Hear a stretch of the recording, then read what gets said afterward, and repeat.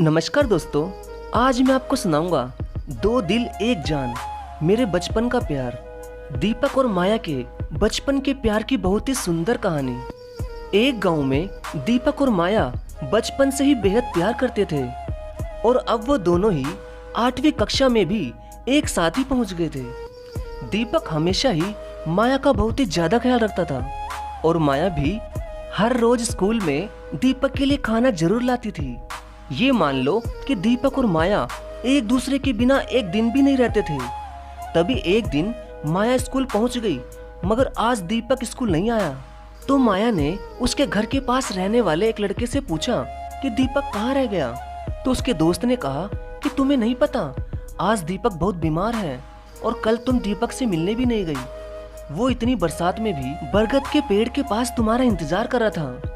ये सुनकर माया की आंखों में आंसू आने लगे और वो अपना बैग उठाकर बिना पूछे ही सीधा दीपक के घर पहुंच गई और उसके घर जाकर दीपक के पास जाकर बैठ गई।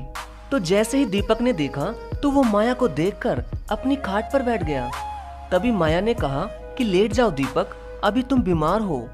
तो पीछे से दीपक की माँ की आवाज आती है कि माया बेटी, अब तुम आ गई हो ना, अब उसकी सारी बीमारी दूर भाग जाएगी। ये सुनकर माया भी शर्मा जाती है, लेकिन फिर माया दीपक को डांटती है कि कल तुम बरसात में भी मेरा इंतजार क्यों कर रहे थे, बोलो। तो दीपक ने धीरे से कहा कि माया, कल मेरा जन्मदिन था और तुम भी नहीं आई ना। ये सुनकर माया की आंखों में आंसू आ जाते हैं और वो ये कहती है कि दीपक, तुम्हारी कसम मुझे याद ही नहीं था। चलो कोई बात नहीं, आज मैं माँ से कहकर तुम्हारे लिए खीर बनवाऊंगी, तुम चलो हमारे घर।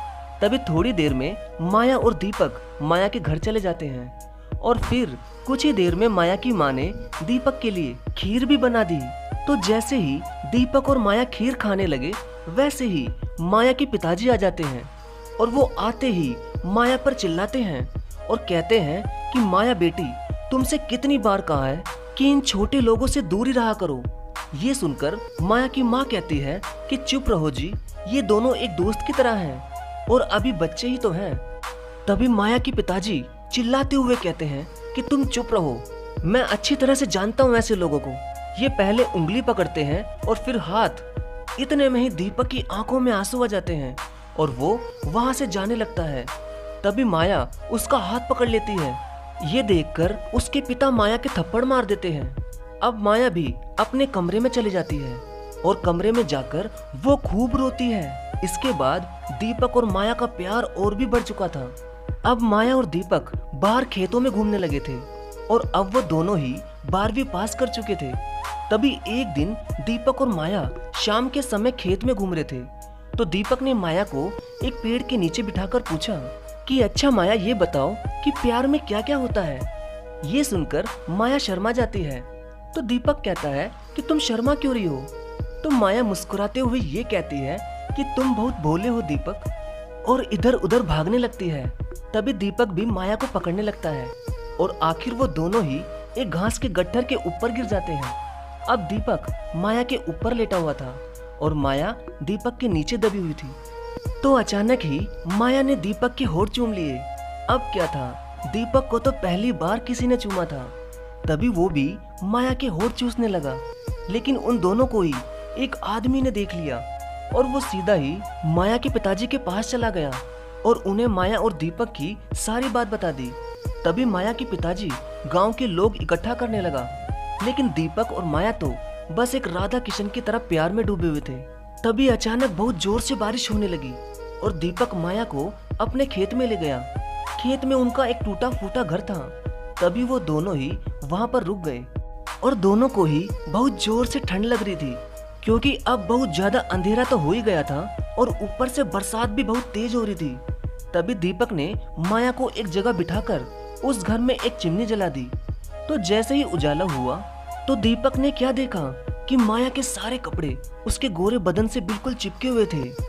तो दीपक से रहा नहीं गया, वो माया की बाहों में एकदम चिपक गया। तभी माया भी उसके प्यार में मदहोश हो गई थी। अब दीपक और माया उस ठंडी रात में एक दूसरे से चिपककर प्यार करने लगे। अब मानो जैसे दो प्यार करने वाले पंछी मिल चुके हों। लेकिन दीपक और माया को ये नहीं पता था कि माया के पिताजी गांव वालों को लेकर उन्हें ढूंढ रहे हैं। वो दोनों तो बस बेखबर एक दूसरे से जी भरकर प्यार कर रहे थे। तभी थोड़ी देर में जैसे ही माया और दीपक वहां से भीगते हुए घर जाने लगे, वैसे ही उन्हें रास्ते में माया के पिताजी और कुछ गांव के लोग मिल गए। तभी अचानक दीपक को माया के पिताजी बहुत मारने लगे। तो दीपक कहता है कि मुझे क्यों मार रहे हो आप? तब माया के पिताजी कहते हैं कि तेरी हिम्मत कैसे हुई मेरी बेटी के साथ घूमने की? तभी दीपक कहता है कि मैं बचपन से इससे प्यार करता हूँ और इसके बिना मैं जी नहीं सकता और माया के लिए मैं कुछ भी कर सकता हूँ। ये सुनते ही माया के पिताजी ने अपना दिमाग लगाते हुए दीपक से कहते हैं कि अच्छा, तो तुम मेरी बेटी के लिए कुछ भी कर सकते हो? तो दीपक अपनी आंखों में आंसू लिए उसके पिता से कहता है कि हाँ, मैं माया के लिए कुछ भी कर सकता हूँ। तब माया के पिताजी ने दीपक से बेशर्म होकर ये कह दिया कि ठीक है, तुम अभी की अभी पास वाली नदी में कूद जाओ। अगर तुम बच गए तो मैं खुद तुम्हारी शादी अपनी बेटी माया से करवा दूंगा। इतना सुनते ही माया ने दीपक का हाथ पकड़ते हुए अपने पिता से खूब रोती हुई ये कहती है कि पिताजी, दीपक को पकड़ो, ये सच में ही नदी में कूद जाएगा। लेकिन तभी उसके निर्दयी पिता ने माया का हाथ दीपक से अलग कर दिया और तभी नादान दीपक गुस्से में रोता हुआ नदी की तरफ भाग गया। ये देखकर माया भी उसके पीछे भागने लगी और तभी माया के पिताजी और गांव के कुछ लोग भी उनके पीछे भागने लगे। एक तो बरसात इतनी तेज, ऊपर से नदी का बहता हुआ पानी। अब दीपक नदी के बिल्कुल ही पास पहुंच गया और फिर वो माया को एक नजर दूर से देखकर उस नदी में कूद गया। पीछे भागती हुई माया खूब रोती हुई दीपक से ये कहती है कि रुको दीपक, मैं भी आ रही हूं ना। ये कहकर माया भी दीपक के पीछे उस नदी में कूद गई। अब क्या था, दो सच्चे प्यार करने वाले ऐसे ही होते हैं। अब माया के पिताजी पछताते हुए फूट फूट कर रोते हुए ये कहने लगे कि ये मैंने क्या कर दिया?